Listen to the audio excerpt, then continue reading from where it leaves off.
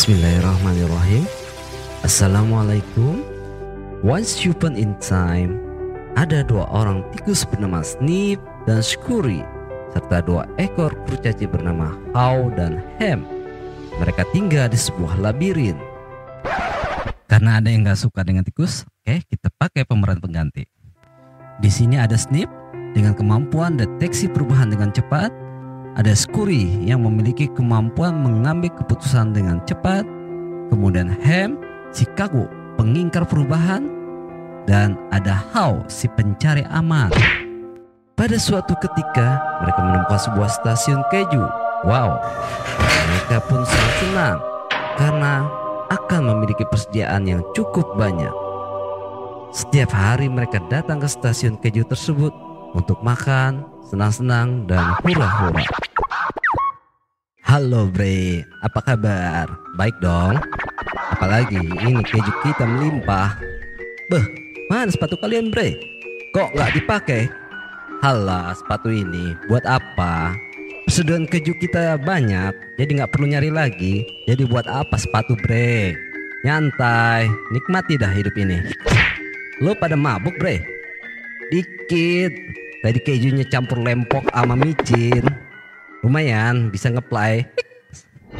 Demikianlah kondisi ini membuat Ham dan How terlena, tidak menyadari persediaan keju mulai menipis. Hingga suatu saat, woi, kenapa keju kita kok tinggal seupil nih? Ya iyalah, kan kita makan tiap hari. Ah, gak mungkin, pasti ada yang salah. Gimana nih? Sepertinya kita harus mencari persediaan keju yang lain. Enggak, ini enggak adil. Siapa yang mengambil keju kita? Kita harus mencari pelakunya. Bagaimana kalau kita hubungi detektif Conan? Wait. Pulsa kita dah habis Bre. Kemarin dah ditukar sama kuota internet buat nge-push rank sama Zoom meeting Bre. Nope. Ya udah kita cari ke Google aja. Kan dah dibilang pulsa sama kuotanya habis. Lo sih maka internet nggak ngotak. Sementara Ham dan How terus berdebat tentang keju mereka, Snip dan Scurry mulai mencari keju yang baru dan mulai penjelajahan mereka. Kayaknya betul How dan Ham. Kita harus mencari persediaan keju yang baru. Enggak, itu sulit. Kita nggak tahu apa yang ada di luar sana. Bahaya-bahaya yang mengancam. Cukup. Kita fokus ke keju yang ada aja. Tapi Bre, keju-keju ini udah mau habis. Ya Tuhan, kenapa begini? Ini sungguh gak adil. Singkat cerita yang dipersingkat, Snip dan Scurry menemukan stasiun keju yang baru. Walaupun sedikit dan harus melewati rintangan yang cukup besar. Mereka pun memberitahu Ham dan How. Tapi cuma How yang walaupun berat hati, akhirnya mengikuti jejak Snip dan Scurry. Sementara Snip tinggal dan terus meratapi nasib. Belum terima kalau keju-kejunya telah hilang. Oke, cerita ini merupakan sebuah metafora kehidupan yang intisarinya adalah tentang perangkap zona aman. Ya, zona aman. Kondisi ketika merasa sudah nyaman, aman, menjadi lengah, terlena atau enggan melangkah untuk terus berkembang dan menyambut tantangan. Tiba-tiba saja keju-keju telah hilang. Inilah yang dialami oleh How dan Ham. Keju menggambarkan apa yang kita inginkan dalam hidup. Ada harta, tahta, dan isyana. Ups, ya segala kenyamanan hidup lah. Karena merasa nyaman dan aman, Ham dan How menolak perubahan yang akan terjadi. Menolak bahwa keju-keju akan segera habis. Ini layaknya yang terjadi pada anak yang masih merasa nyaman karena masih ada orang tua. Belajar jadi asal-asalan atau sekedar formalitas belaka. Menolak tantangan untuk berkembang. Dan tiba-tiba roda nasib berputar begitu saja. Saat keju-keju sudah lenyap dan kegelapan mulai hinggap, karena ilmu dan keterampilan hidup tak pernah dianggap, hidup mandiri pun jadi menguap. Buset.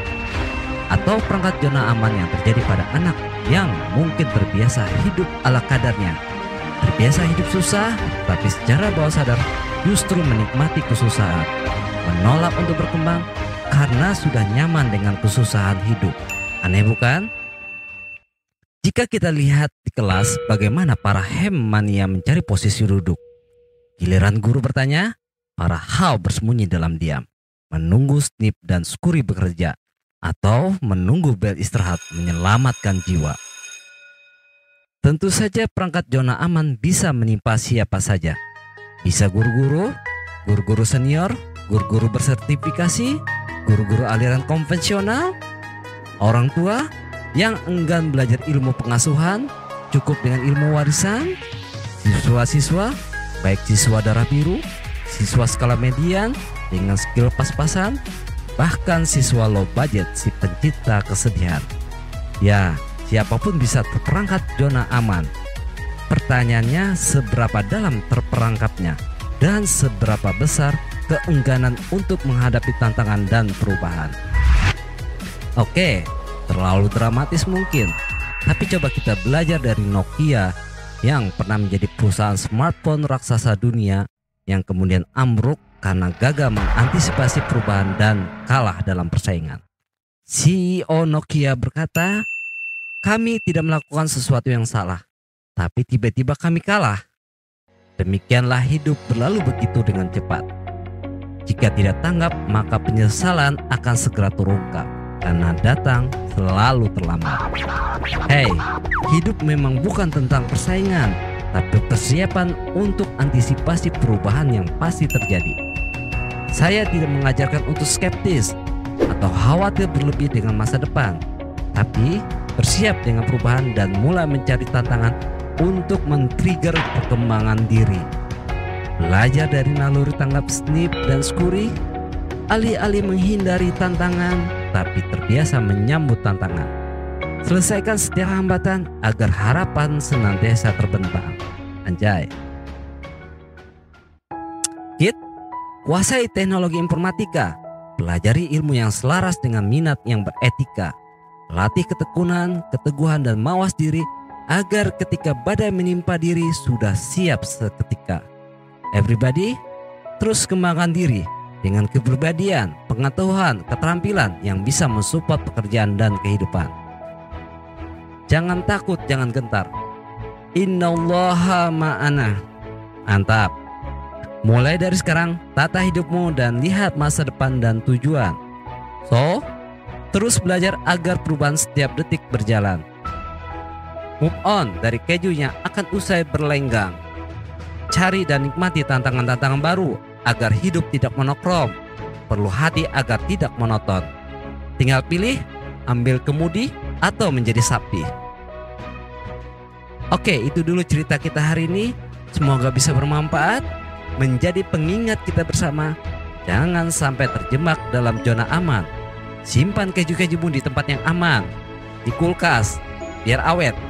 Karena tikus-tikus sangat gigih mengintai dan mengkorosi setiap mimpi-mimpi.